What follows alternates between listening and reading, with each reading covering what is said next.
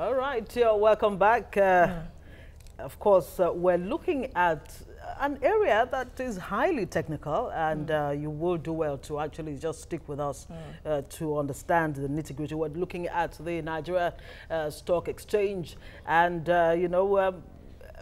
efforts to actually sanitize the NSC. But we have an expert right here in the studio. He's a financial expert, Mukhtar Mohammed, who's joining us to discuss this and the moves to check stock manipulators. That's one of the challenges bedeviling the Nigerian Stock Exchange. Good morning, and it's good to see you. Good morning. This morning. Okay, let's start with the regulation and enforcement arms of the Nigerian Stock Exchange. Where is it right now, presently? I think you have to give it to the stock exchange. They've done a very good job compared to where we are coming from, where we were before they came, especially the new executive. Remember, where we're coming from was that the Security and Exchange Commission was supposed to be in charge of the stock exchange. Yes. But before then, it was like the stock exchange was the one giving the Security and Exchange Commission what to do, how to do about it. That's the tail wagging the dog? Yeah, when we had Indi Onyekereke as the DG of the Nigerian Stock Exchange. But I think that's 2009, 2010? Yeah, 2009. When Aramo Ete came, she waved the big stick. She allowed the Security and Exchange Commission begin to play the role, which is to supervise what is happening in the Nigerian Stock Exchange and in a larger context, even the companies that are there. So we saw when the new DG came up, he made sure that one, before then, the quarterly results were released at any time. Sometimes 6 months before. He now said no, quarterly results should be released at when due, and if you fail, there was a penalty, and that has made they've been corporate governance in the exchange, whereby you see results being released on time. And sometimes when these results are not released on time, the companies actually comes to tell the exchange due to auditing problem or that, and they give them like a leeway of just a month. But one wonders why it took the NSC to put some of these measures in place eventually, because what we were having in the past was that, especially big companies that were quoted at the floor of the market, not wanting to make public their reports, and they will say that they don't want the NSC to pry over the details of their report and all that. And then you ask, in whose interest? The interest of the stockbrokers, the investors rather, or that of the company? Yeah, I think it has to do with who was in charge and who was, I mean, if you are fraternizing with the people that actually owns those companies, and those people also comes in and tells you a lot of stories, and both of them are friends, they know how they way to sort it themselves. But when these guys came in, they made it. Even then, when Aligo Dangote was the president of the Nigerian Stock Exchange, his own company was sanctioned for not releasing results on time. So you must give it to the current leadership of the Nigerian Stock Exchange and also the Security and Exchange Commission. Once a report is filed to them, mostly by investors, they respond quickly. I can tell you that. Once you have your fact, you send it to them, they respond quickly, especially when it has to do with your dividend claim, it has to do with an infringement on your right as a shareholder. They respond for it. And when you write a letter to the exchange complaining about stockbrokers, you could see that a lot of stockbrokers are on trial now. This has to do with the Nigeria Stock Exchange scrutinizing and letting you know that, look, whatever it has. But the challenge we have is that we are not, most people are not educated enough to know how to reach out to the exchange when they have any challenge with the stockbrokers. Okay, that's part of why you're here, and you're going to be enlightening us on that. About 67 stockbrokers were, of course, expelled from the Nigerian Stock Exchange, from the capital market around June or so of this year. So far, almost 100. What does that really say about the Nigerian Stock Exchange, especially when it comes to the entry point? One would have imagined that having a Securities and Exchange Commission, SEC, doing its job properly, maybe some of these stockbrokers or firms, stockbroking firms, would not, have this level of infractions that they have to be expelled.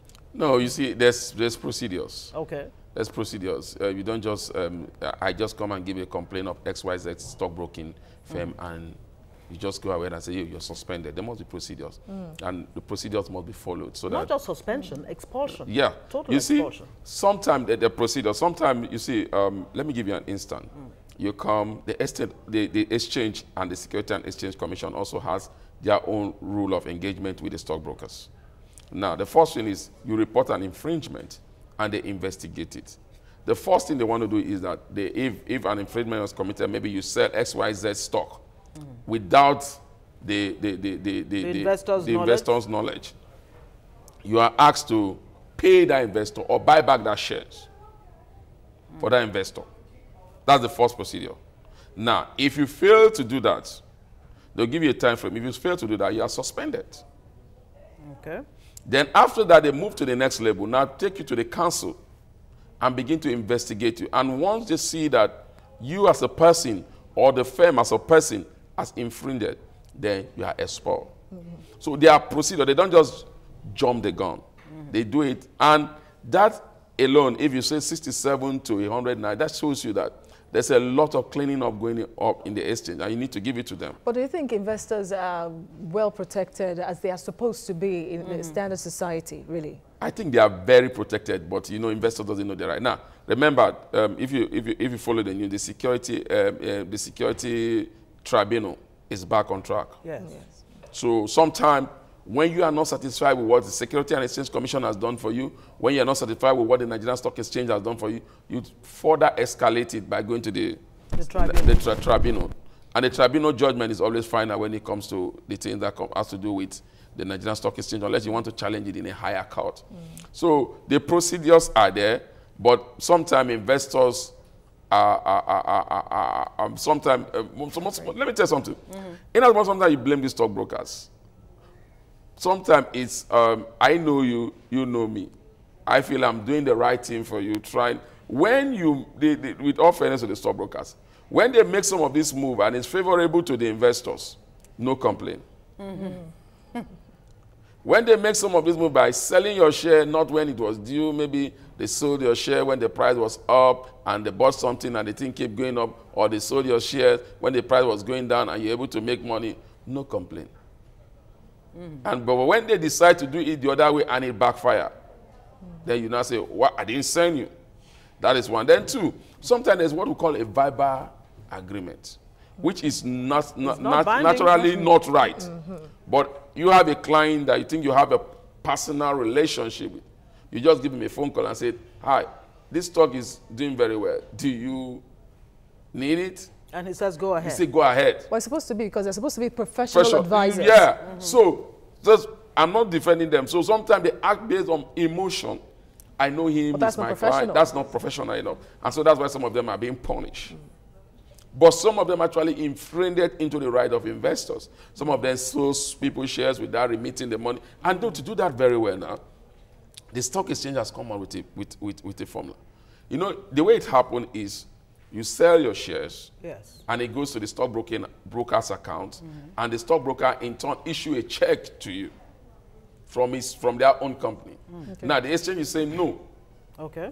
Individual investors, the share is sold. You submit your bank detail to the stock exchange through the brokerage firm. Immediately your share is sold, an alert goes to your account.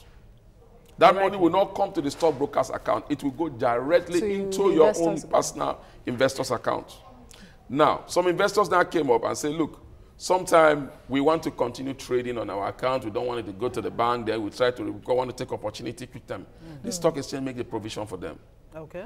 There's a stage there that you stick it and say, look, I want my money still reinvested for me. And so the stockbrokers have to keep that money. So it goes like that. And the exchange made it like what you have in the banking sector. When a share is sold, you get an alert. The price it was sold, as when it was sold.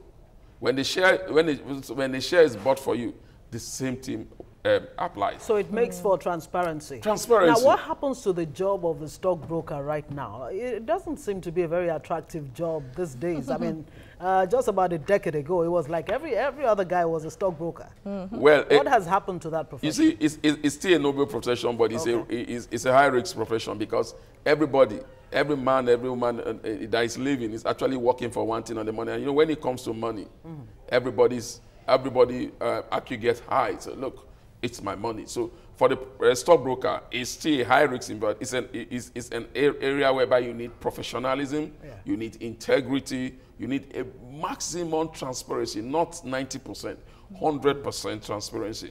And some of the stockbrokers are actually known for that. You must give it to them. But some of them, and when you look at some of the stockbroking firm people that were expelled, you realize that some of these things happened between 2008, 2009, 2010. And some of the investors sometimes are not aware. The exchange has made a lot of provision. If you have a dead house, a house that is no more trading, they cannot even trade on your shares. You go to the exchange has a procedure. You have to go to the bank and get a banker's confirmation, the bank to say you are the owner. You even have to bring some of the dealing that you have done with that stockbroking firm before. So they are putting up a lot of things in place, and now they're trying to use technology to begin to track all this infringement. On the side of the Nigerian Stock Exchange, you might not say they are 100% there, but until you give them like 70%. And inside of the Security and Exchange Commission, they also have that. And sometimes, you know, the way it happens, some of these things doesn't get to them on time. Sometimes investors want to sort it out within themselves, and it takes a longer period. Someone even suggesting a whistleblower policy to help sanitize the market more. Do you think I don't know how the whistleblower policy is going to work in the market, because the market, look, the barometer of any economy is measured by what the stock exchange is doing. The first thing a foreign investor looked at when he wants to come into your country to invest any amount. But we are not even attracting as much foreign investors as expected at the floor of the stock exchange. You see, that's a story for another day. That's a bigger topic when you come to that, because we are not attracting the foreign investors we used to have. It not has to do anything with the exchange. It has to do with our fiscal policy and monetary policy, which has been lopsided until recently. So investors were apprehensive about coming to Nigeria. So it has nothing to do with the exchange. Look, the environment you create attract the kind of investors. Up till now, if you remember that the stability in the exchange of Naira was created through the vehicle of the Nigerian Stock Exchange, through the export and import vehicle. That's where it is being used. So you have to give it to them. But there's still a lot of work to be done. And I think the government, there's still the legal side of it also that ought to be done. So there's a lot of work going on. I'm sure the exchange are setting up committees to work on some of this. All right, we'll get into all of the work that needs to be done. But the EFCC and the NSC signed this MOU sometime around 2013. How effective has that MOU been till date? I think it has been very effective. Give it to the EFCC. They have a special unit in the EFCC that takes care of stockbrokers, investors, issues. They have a special unit, they cracked in. If you're investing, just of recent, a friend of mine made a complaint to them. I'm telling you, that's why I said there's a procedure. 2 years after. Well, it seems the procedure is quite slow. That was what I was about. 2 years after, they are calling her to come back. She gave that statement and everything. They are now calling her to come back that, look, we want you to come back. We want to revisit this issue that you complained to us. You see, when it comes to invest, you see, that's why we have challenge with the anti-corruption war. You need to be thorough so that you don't go to the court and you are flawed. You need to be thorough.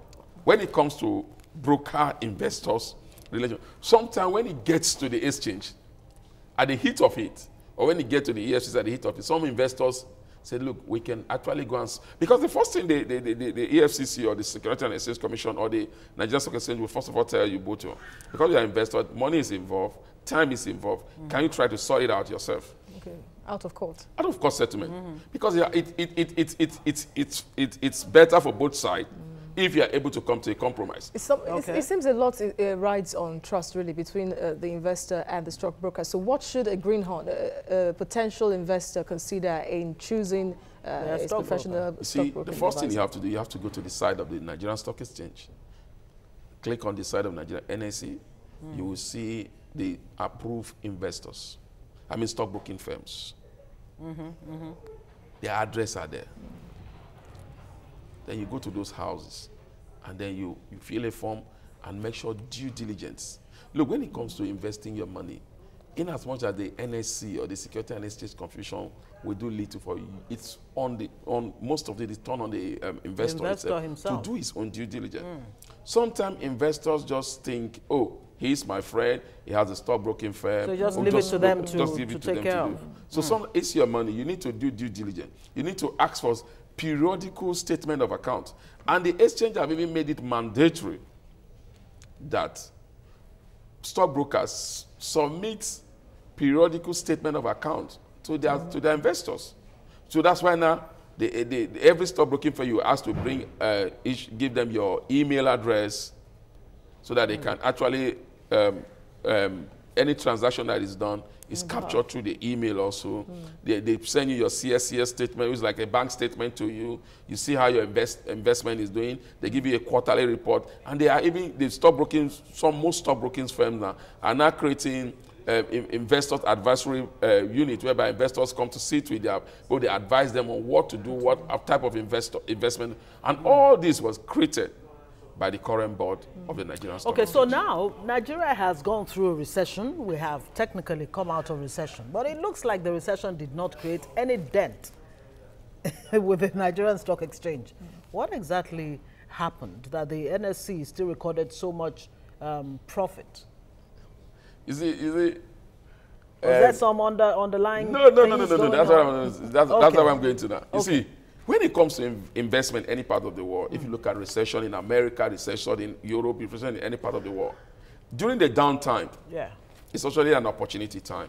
Oh. So downtime is an opportunity time because most of these equity are selling at an all-time low. Nobody is looking at a UBA that was selling for 3 naira last year. Nobody is looking at the first bank that was doing 2 naira 90 kobo last year. Nobody's looking at a GTB that was doing 12 naira last year. Now everybody is looking at a GTB that is doing 40 naira now. Everybody is looking at a UBA that is doing better now. But nobody is looking at those people that invested during the downtime. At the point, you should remember, for 6 months, up to 6 or 7 months, the all-share index of the Nigerian Stock Exchange was negative. It tanked. It tanked. It was negative until sometime last year between November, October, when there was gradual improvement in the when forex market policy. activity is down, it's better for you to invest that when it's up, you make your if money. You don't thank take you very anything much. away from this discussion, take that away. Yeah, thank you very much. Downtime, invest. That's the best time indeed. Thank you very much for your analysis at this time. Mukhtar Mohammed, you're a financial expert. Thank you for schooling us. Always a pleasure being here.